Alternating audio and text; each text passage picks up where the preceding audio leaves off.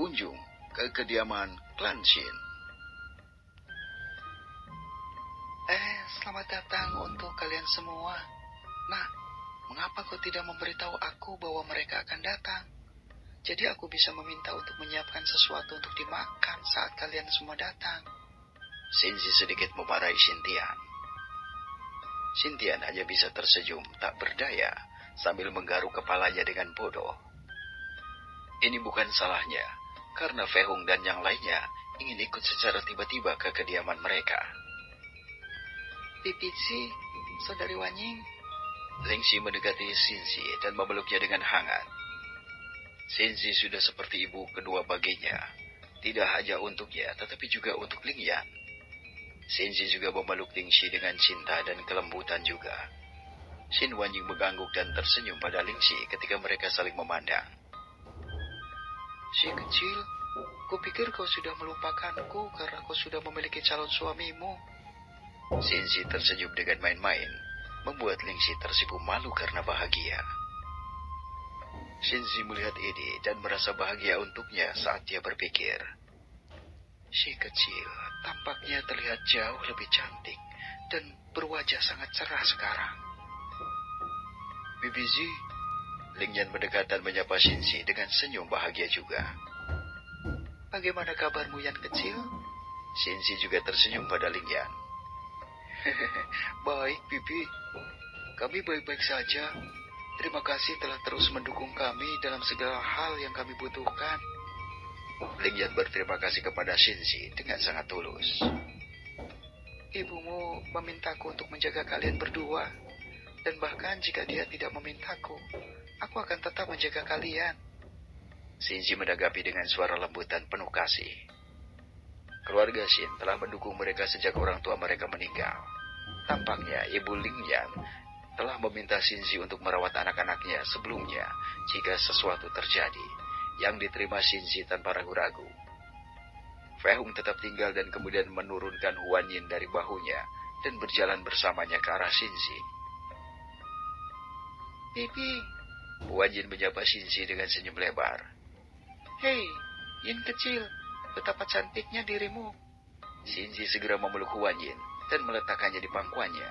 Dia benar-benar menyukai Huan Yin, merasa seperti gadis kecil ini adalah putrinya sendiri untuk usia dan ukurannya saat ini. Huan Yin benar-benar terlihat seperti boneka kaca kecil dengan kulit giok putihnya yang berkilau. Shinji bertanya-tanya apakah Huan Yin tampak semakin cantik atau hanya imajinasinya.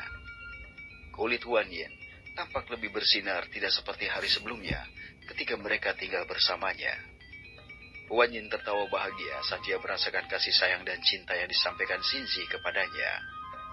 Dia memiliki senyum yang indah ketika dia melihat bahwa banyak orang benar-benar mencintainya. Salam, Bibizi. Kali ini giliran Fei Hung dan dia mendekatinya dengan senyum yang rumit dan sedikit terlihat. Meskipun Fei Hung telah melihat bahwa Shinji tidak takut padanya ketika dia masuk tadi, Shinji masih menjaga jarak darinya karena apa yang terjadi sehari sebelumnya. Fei Hung tidak akan terkejut jika mereka takut atau jijik padanya atas apa yang dia lakukan. Dia telah membunuh lebih dari 100 orang dalam satu hari. Dia juga menyiksa anggota keluarga klan itu dengan kejam dan dengan kejam merobek lengan Luo Zhang dan King Zhen. Shinji berbalik untuk melihat Fei Hung sambil tersenyum dan menatap selama beberapa detik. Jangan bilang kau takut padaku, Hung kecil. Shinji bertanya padanya dengan senyum lembut. Dia juga mengubah caranya memanggil Fei Hung. Fei Hung sedikit terkejut tetapi dengan cepat menjadi tenang sebelum siapapun kecuali Shinji memperhatikan. Itu bukan karena dia takut atau tidak senang dengannya, tetapi karena sesuatu yang lain. Fei Hung ingat dipanggil seperti itu. Kenangan yang jauh tapi dalam dan jelas muncul di benaknya begitu dia mendengar Shinji memanggilnya begitu. Fei Hung tersenyum normal lagi saat dia dengan tenang membuat alasan yang nyata. Bukan itu, Bibizi. Hanya saja kau terlihat jauh lebih baik sekarang. Jadi aku senang. Kulit Shinji memang tampak sedikit lebih muda sejak terakhir kali Fei Hung melihatnya. Cairan obat yang dibuatnya untuk Shinji memiliki efek ajaib pada seluruh tubuhnya, membantunya sembuh total. Sepertinya Shinji hanya perlu minum beberapa botol lagi cairan obat untuk pulih sepenuhnya. Shinji mengira ini karena apa yang terjadi sehari sebelumnya, tetapi dia tidak melakukannya. Sebaliknya, dia menjawab dengan rasa terima kasih yang mutlak. Terima kasih telah menyembuhkanku dan menghilangkan racun itu. Aku benar-benar sudah merasa jauh lebih baik sekarang. Dia benar-benar merasa sangat bersyukur dan beruntung kepada Fei Hung karena telah menyelamatkannya dengan menemukan dan menghilangkan racun di tubuhnya. Jika Fei Hung tidak muncul sepanjang hidup mereka, dia pasti sudah mati sekarang. Ibu, di mana ayah? Aku mencarinya ketika aku tiba, tetapi aku tidak menemukannya. Xintian bertanya tentang ayahnya, karena dia kebanyakan tinggal bersama ibunya. Dia ada di ruang belajar. Shinji menjawab dan kemudian menambahkan. Nak, mengapa kau tidak pergi dengan Nyan kecil untuk melihat ayahmu? Sepertinya dia mencarimu sebelumnya. Mungkin dia membutuhkan bantuan kalian untuk sesuatu. Xintian mengangguk dan berbalik. Ling Yan juga mengucapkan selamat tinggal pada Shinji dan mengikuti dari belakang.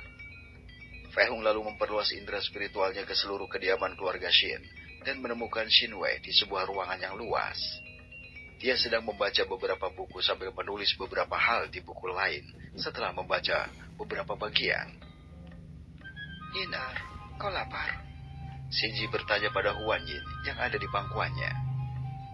Mengapa kita tidak pergi ke dapur dan aku akan membuatkanmu sesuatu yang enak untuk dimakan? Huan Yin berbalik untuk melihat Fei Hung. Fei Hung lalu mengangguk padanya dengan senyum lembut, menyuruhnya untuk tidak khawatir dan menjawab dengan jujur. Huan Yin mengangguk dan kemudian dengan gugup bertanya. Bisakah Yinar memakan kue lezat seperti waktu itu lagi? Fei Hung tidak memiliki bahan untuk membuat kue untuk Huan Yin, karena Huan Yin menyukai kue tersebut dan berharap Shinji masih memilikinya. Fei Hung akan memastikan untuk mendapatkan bahan-bahan itu untuk memanjakan Huan Yin nanti. Kami tidak punya kue yang sudah dimasak, tapi bagaimana kalau aku membuatnya lebih banyak?